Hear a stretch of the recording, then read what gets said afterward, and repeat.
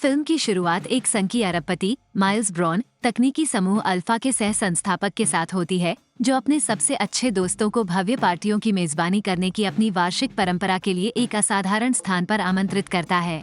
इस साल वह निमंत्रण के रूप में रहस्यमय बक्से भेजता है, जिसमें लियोनेल टॉसेंट, एक शानदार वैज्ञानिक, कनेक्टिकट के गवर्नर क्लेयर डी बेला, ड्यूक कोडी, एक पुरुषों के अधिकार स्ट्रीमर और पॉडकास्टर, और फैशन डिजाइनर बर्डी जे पहले प्राप्त करता है।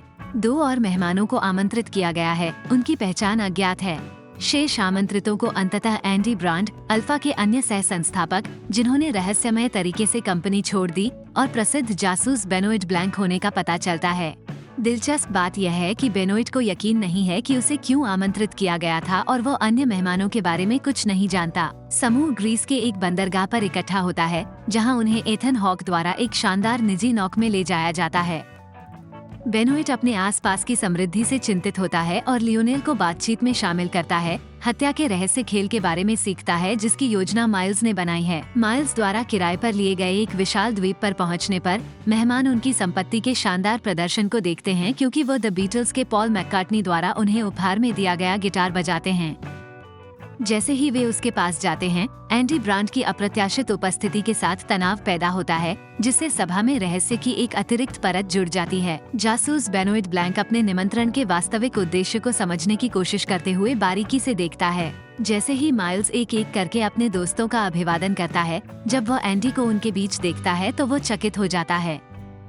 वो वहाँ जासूस बेनोइट ब्लैंक को खोजने के लिए भी उलझन में है, लेकिन वो उन्हें एकांत द्वीप से परिचित कराने के लिए आगे बढ़ता है। माइल्स से पता चलता है कि द्वीप पर केवल वे ही हैं और पूरी जगह एंड्रॉयड रोबोट द्वारा प्रबंधित की जाती है। एक संक्षिप्त सत्र के बाद वो प्रत्येक अतिथि को उनके ज्योतिषीय संकेतों के आधार पर उनके कमरों में नियुक्त करता है, एक संकी स्पर्श जो उनके चरित्र के अनुरूप होता है। बाद में वो बेनोइट को द ग्लास ओनियन में ले जाता है, विला के ऊपरी हिस्से में कांच से बनी एक आश्चर्यजनक संरचना जो प्याज से मिलती जुलती है। यहाँ माइल्स गर्व से अपनी पसंदीदा स्पोर्ट्स कार दिखाता है। हालांकि जासूस द्वीप पर उसकी उपस्थिति पर सवाल उठाता है और माइल्स उसे निमंत्रण भेजने से इनकार करता है। बेनोइट ने मिस्ट्री बॉक्स के अंदर पाया गया निमंत्रण पत्र प्रस्तुत किया, जिससे माइल्स को एहसास हुआ कि समूह के किसी व्यक्ति ने उसे गुप्त रूप से आमंत्रित किया था।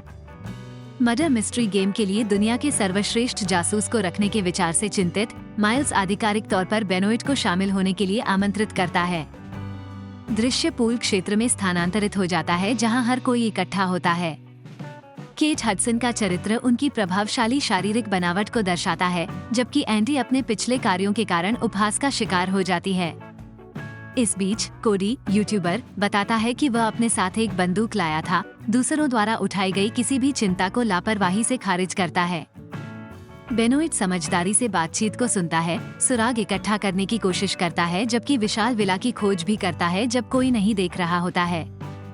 बाद में माइल्स सभी को फिर से इकट्ठा करता है और आत्म प्रशंसा में शामिल होता है, इस बात पर प्रकाश डालता है कि कैसे उसने अपने प्रत्येक दोस्त के करियर को ऊपर उठाने में भूमिका निभाई। जैसे ही माइल्स अपने दोस्तों के जीवन पर अपने प्रभाव के बारे में डींग मारता है, लियोनेल अल्फा का प्रमुख वैज्ञानिक है, क्लेयर अपने अभियान के साथ चुनाव जीतती है, कोडी का वायरल यूट्यूब चैनल और बर्डी का फैशन उद्योग से परिचय, 4 दोस्त नाराज दिखते हैं।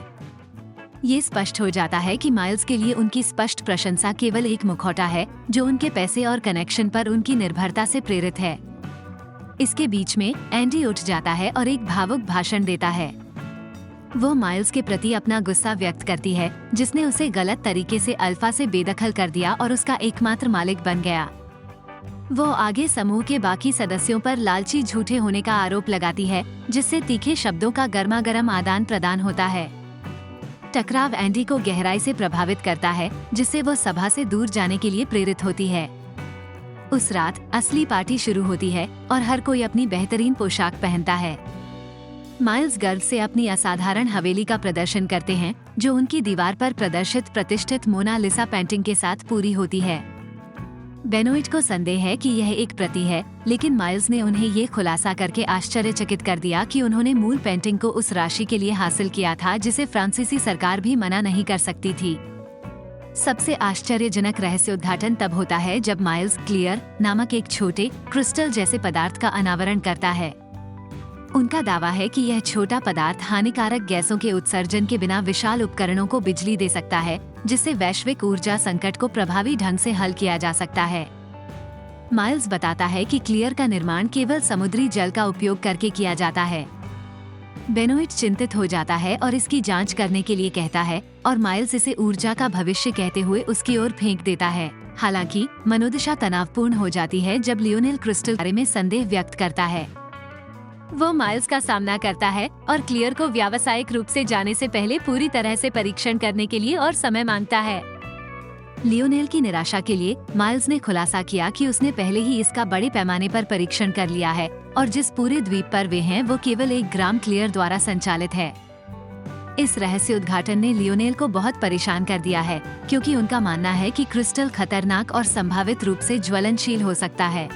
द्वीप, जो कभी उत्सव के लिए एक सुरम्य सेटिंग था, अनिश्चितता और आशंका का स्थान बन जाता है, जिसमें समूह माइल्स के निर्माण के निहितार्थ पर विभाजित होता है। जैसे जैसे रात बढ़ती है, दोस्तों के बीच एक बार के विश्वसनीय बंधन टूट जाते हैं, जिससे संदेह, रहस्य और खतरे का एक तूफान पैदा हो जाता है। मर्डर मिस्ट्री गेम के नियमों को समझाने के बाद माइल्स ने खुलासा किया कि उन्होंने जेम्स कैमरून को चुनौतीपूर्ण गेम तैयार करने के लिए काम पर रखा था। हालांकि इससे पहले कि माइल्स समाप्त कर पाता, बेनोइट अपने असाधारण जासूसी कौशल का उपयोग करते हुए मामले को जल्दी से हल कर लेता है। वो विभिन्न सुरागों की ओर इशारा करता है और निष्कर्ष निकालता है कि बर्डी हत्यारे होने वाला है। बेनोइट की सटीकता की पुष्टि करते हुए ये रहस्य उद्घाटन सभी को चौंका देता है। खेल समाप्त होने के साथ समूह शराब पीने और नृत्य करने के लिए आगे बढ़ता है। इस बीच माइल्स बेनोइट को एक कांच के प्याज के पास ले जाता है और सवाल करता है कि उसे पार्टी क्यों खराब करनी पड़ी। बेनोइट बताते हैं कि उनकी जासूसी प्रवृत्ति उन्हें पीछे नहीं हटने दे सकती थी। जब वे बात करते हैं, माइल्स बेनोइट को एक फ्रेम किया हुआ नोट दिखाता है जो अल्फा का पहला खाका था। वो सरल समय के बारे में याद करता है जब वो और उसके दोस्त सलाखों में एक दूसरे की कंपनी का आनंद लेते थे और जब वे वास्तव में उसकी देखभाल करते थे और उससे प्यार करते थे कि वो कौन था, न कि केवल नीचे। एंडी के साथ फिर से तनाव बढ़ जाता है और समूह उसे क्रूरता से दूर धकेल देता है और उसे कभी वापस नहीं आने के लिए कहता है।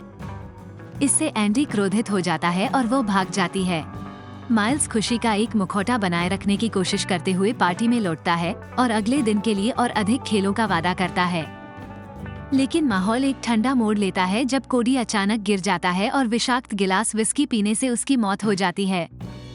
बेनोइट को गड़बड़ी का संदेह है और वह सभी को परिसर से बाहर नहीं निकलने की सलाह देता है। उनका मानना है कि कोडी की मौत कोई दुर्घटना नहीं थी, बल्कि एक जानबूझकर की गई हत्या थी, संभवतः उसी हत्यारे द्वारा जिसके बारे में वे खेल रहे थे। माइल्स घबरा जाता है, यह महसूस करते हुए कि हत्यारा अभी भी उनके बीच है। मामलों को जटिल बनाने के लिए माइल्स ने उस गिलास पर अपने आद्याक्षरों को देखा जिसे कोडी पी रहा था। ये दर्शाता है कि जहरीला पेय उसके लिए था। समूह को पता चलता है कि कोडी की बंदूक भी गायब है। हालांकि यह किसी का ध्यान नहीं जाने वाला एक असंभव हथियार लग रहा था, ये देखते हुए कि वह हमेशा इसे एक स्पीडो में ले जाता था। माइल्स घबरा जाता है और बेनोइट से सुरक्षा की गुहार लगाता है। अचानक योजना के अनुसार रोशनी चली जाती है, जिससे समूह में अफरा तफरी मच जाती है। माइल्स ने अंधेरे को निर्धारित किया था, इस उम्मीद में कि यह खेल को और अधिक दिलचस्प बना देगा। भ्रम के बीच उन्हें एंडी पर उनके खिलाफ उसके एजेंडे के कारण हत्यारा होने का संदेह है। वे सामूहिक रूप से उसका सामना करने के इरादे से उसकी तलाश करते हैं। हालांकि बेनोइट पहले एंडी तक पहुंचता है और उसे हाल की घटनाओं के बारे में बताता है।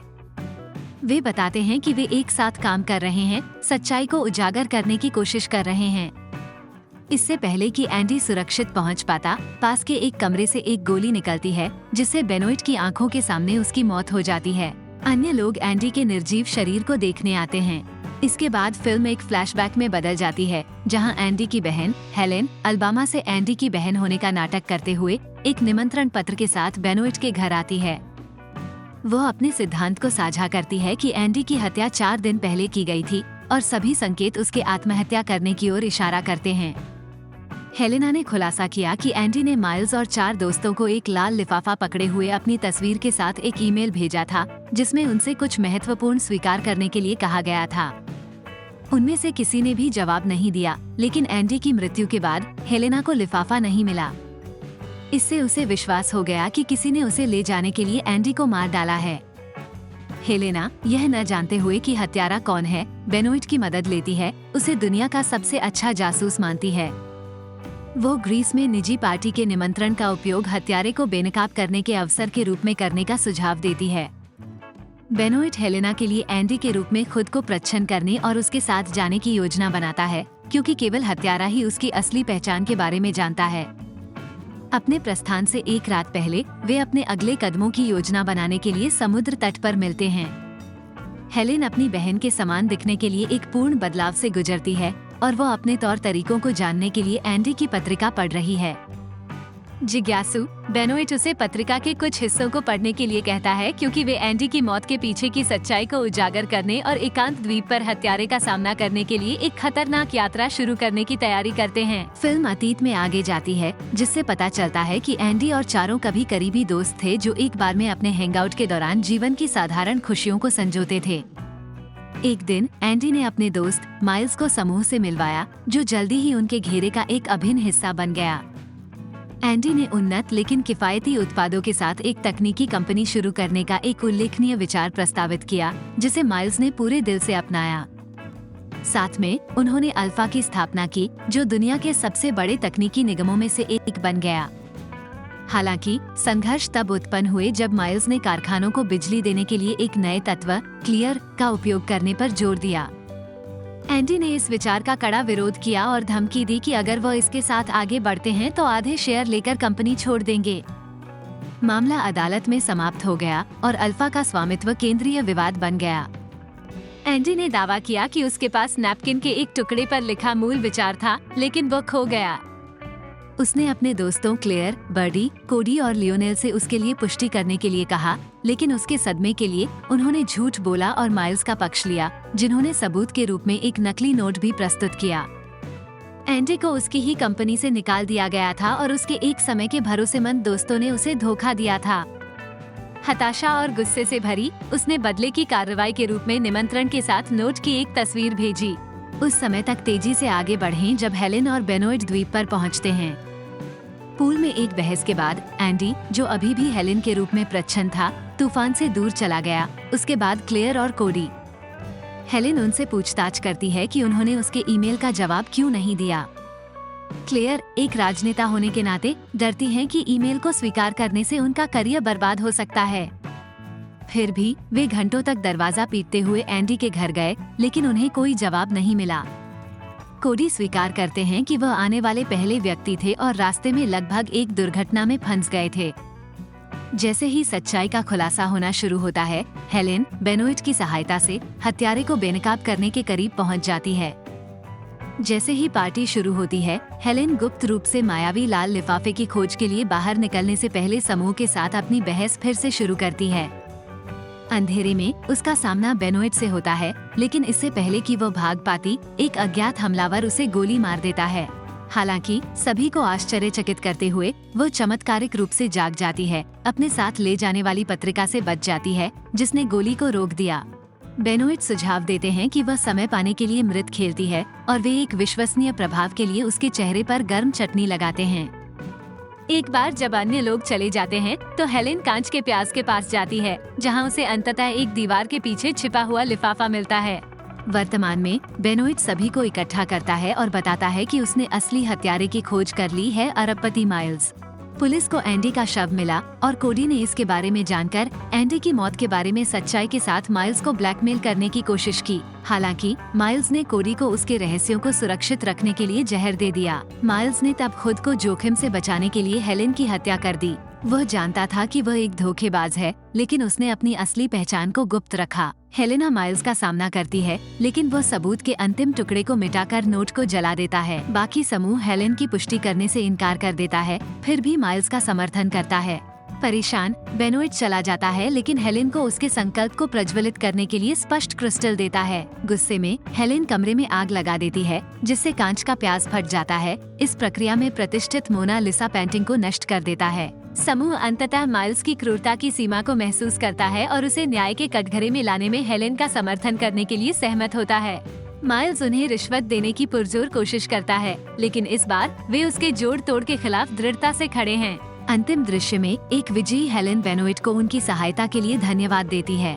उन्हें लेने के लिए एक नाव के आने से पहले वे एक पल की समझ साझा करते हैं। न्याय दिया गया है और हत्या और विश्वासघात के रहस्य का खुलासा किया गया है। जैसे ही नाव उन्हें दूर ले जाती है, वे झूठ, लालच और अंधेरे का एक निशान छोड़ जाते हैं। एक ऐसे भविष्य को गले लगाते हैं जहां न्याय और सत्य की जीत होती है।